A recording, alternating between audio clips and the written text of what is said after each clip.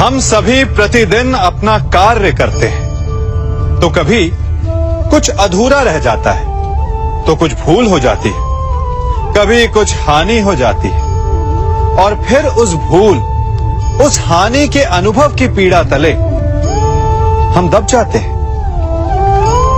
अब आप लोग कहेंगे कि ऐसा होना तो स्वाभाविक है। यदि ऐसा है तो तनिक सूर्य की ओर देखिए। वो प्रतिदिन अंधकार से लड़ता है और हर रात्रि के पश्चात एक नई ऊर्जा, एक नए तेज के साथ उदित होता है।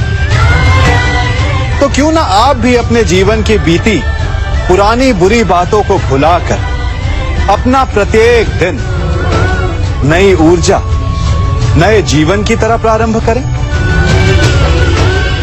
विश्वास कीजिए, आपका जीवन सरल हो जाएगा और आनंददायी भी। वृक्ष जब फलता है तो कितना सुंदर लगता है। उसकी डालियां झुक जाती हैं। जितने अधिक फल उतनी झुकी डालियां। कारण वृक्ष कहता है कि मेरे इन फलों को तोड़ो, उसका आनंद लो। इससे एक ओर हमें वृक्ष के मीठे फल खाने को मिलते हैं, तो दूसरी ओर वृक्ष के स्वयं का बोझ कम हो जाता है। इसी भांति यदि आप सफल हैं तो अहंकारी मत बनिए, विनम्र रहिए। ये विनम्रता ही आपके बोझ को कम करेगी। और यदि आप विनम्र ना रहे, झुके नहीं, तो आप अपनी ही सफलता के फलों के बोझ से टूट कर गिर जाएंगे। समय बदलता है, ऋतुएं बदलती हैं। जब गर्मियां होती हैं तो हम उलाना करते हैं कि बड़ी गर्मी है, बारिशें कब आएंगी। और जब बारिश आती है तब हम कहते हैं कि बड़ा चिपचिप, सर्दियां कब आएंगी। और जब सर्दियां आती हैं तब हम गर्मी की प्रतीक्षा करने लगते हैं। और इसी कारण हम किसी भी ऋतु का आनंद नहीं उठा पाते। कल क्या होगा इसके विषय में सोचकर अपना समय व्यर्थ करना बंद कीजिए। ऋतुओं पर आपका कोई वश नहीं, परंतु आज के, अभी के इस पल पर, इस क्षण पर आपका वश तो है। उसे जीना सीखिए, उसका आनंद उठाना सीखिए। सबके मन का सबसे बड़ा भय क्या है? सबसे बड़ा लालच क्या है? सबसे बड़ी चिंता क्या है? तनिक विचारिए। सबके मन का सबसे बड़ा भय, सबसे बड़ी चिंता है मृत्यु। सभी सोचते हैं, सभी भय खाते हैं कि कहीं मृत्यु ना आ जाए। सभी लालच करते हैं कि कुछ दिन और जीने को मिल जाए। सभी आशा करते हैं कि वे कभी ना मरे। और इसी मृत्यु के भय के कारण ही आप उस जीवन की उपेक्षा कर देते हैं जिसे आप जी रहे हैं। क्या कभी आपने सोचा कि आप मृत्यु से भयभीत क्यों होते हैं? क्योंकि आप जीवन में वो कर नहीं पाए जो आप करना चाहते हैं। और जो आप करना चाहते हैं वो कर पाना तभी संभव होगा जब आप मृत्यु के भय से निकलकर अपने जीवन के हर पल का उपयोग करना सीख जाएंगे। तो मृत्यु के भय से बचने का केवल एक ही मार्ग है, एक ही मंत्र है। अपने जीवन के हर पल को जियो। वृक्ष मुझे बहुत प्रिय हैं, बहुत अच्छे लगते हैं। आपको भी अच्छे लगते होंगे। कारण यह है कि वो हमें छाया देते हैं, अपनी शीतलता देते हैं, शांति देते हैं। परंतु मुझे वृक्ष एक और कारण से अच्छे लगते हैं, और वो कारण है वो सीख जो एक वृक्ष हम सभी को देता है। और वो सीख है अमरता। एक वृक्ष कभी नहीं मरता, मरने से पूर्व वो अपने जैसे कई वृक्ष अपने बीजों के द्वारा संसार को दे जाता है।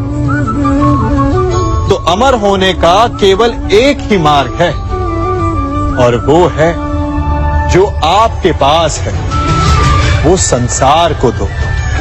अपना ज्ञान, अपना अनुभव, अपना आनंद बांटने में कंजूसी ना करें, कभी कृपण ना हो, तो आप संसार में सदा जीवित, सदा अमर रहेंगे। हम सभी घरों में रहते हैं, और अधिकतर लोगों के जीवन का ये एक स्वप्न तो होता ही है कि हमारा अपना घर हो, है ना?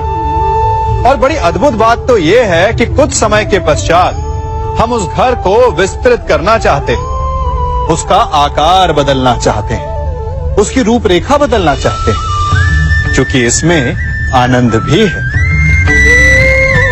तनिक सोचिए, जब आपको घर का वास्तु बदलना हो, उसे और सुंदर बनाना हो, तो पुराने निर्माण को तोड़ना पड़ता है, उसे गिराना होता है, घर में तोड़फोड़ करनी पड़ती है।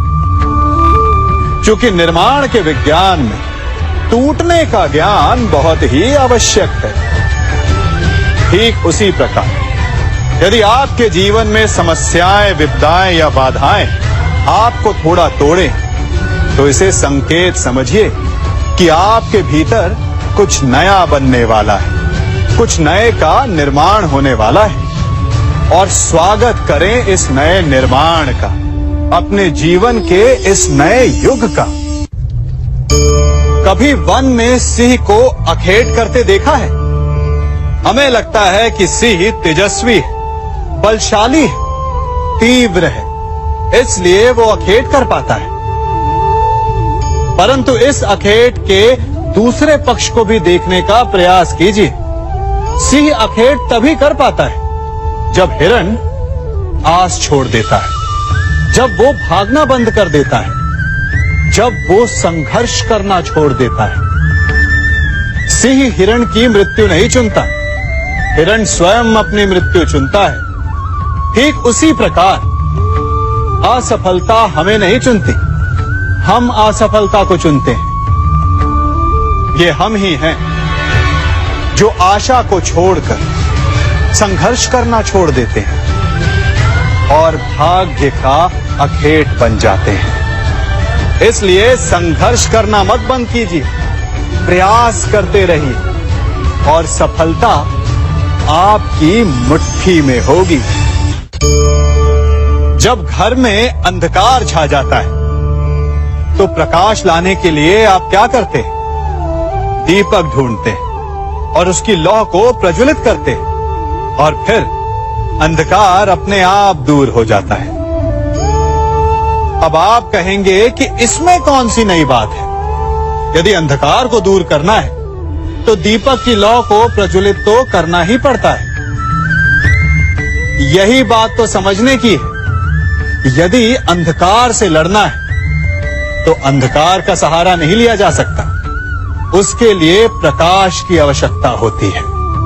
घृणा का अंत करना है तो उसे घृणा से अंत नहीं किया जा सकता, उसे प्रेम की आवश्यकता होती है। शत्रुता का अंत शत्रुता से नहीं किया जा सकता, उसे क्षमा की आवश्यकता होती है। यदि आपको नकारात्मक ऊर्जाओं से लड़ना है तो स्वयं को सकारात्मक बनाना होगा, और तभी आपके जीवन में वास्तविक आनंद आ सकेगा।